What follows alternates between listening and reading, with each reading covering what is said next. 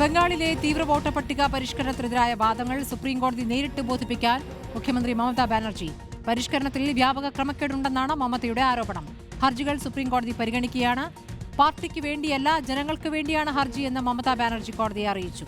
നോബിൾ മാരിക്കാരൻ വിവരങ്ങളുമായി. നോബിൾ, ഇതാദ്യമായി അഭിഭാഷക കുപ്പായം അണിഞ്ഞുകൊണ്ട് മമതാ ബാനർജി എത്തുകയാണ്. എന്താണ് മമതയുടെ വാദങ്ങൾ സുപ്രീംകോടതിയിൽ?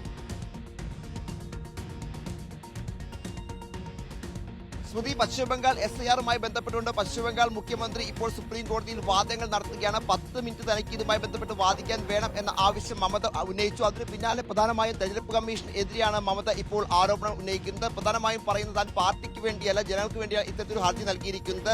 അതായത് തെരഞ്ഞെടുപ്പ് കമ്മീഷന് നീതി ലഭിക്കുന്നില്ല എന്നാണ് മമത പറയുന്നത്.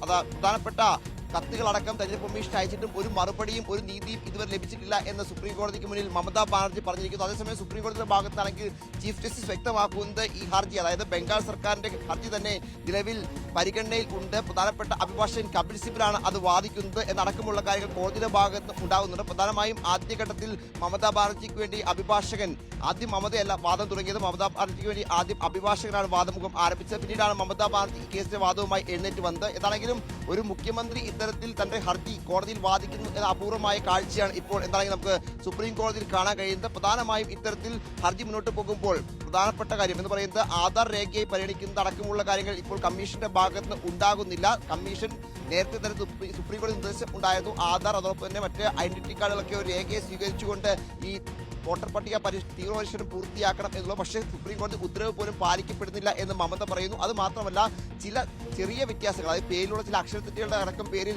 70 ലക്ഷത്തോളം വരുന്ന വോട്ടർമാർക്ക് നോട്ടീസ് അയച്ചിരിക്കുകയാണ്. ഈ നോട്ടീസുകൾ പിൻവലിക്കണം എന്ന ആവശ്യം മമതയുടെ അഭിഭാഷകൻ ഉന്നയിച്ചിരുന്നു. അതാണെങ്കിലും നിലവിൽ ഇപ്പോൾ മമതാ ബാനർജി കൂടുതൽ വാദമുഖങ്ങൾ അവിടെ ഉയർത്തുന്നുണ്ട് എന്നാണ് നമുക്ക് മനസ്സിലാക്കാൻ കഴിയുന്നത്.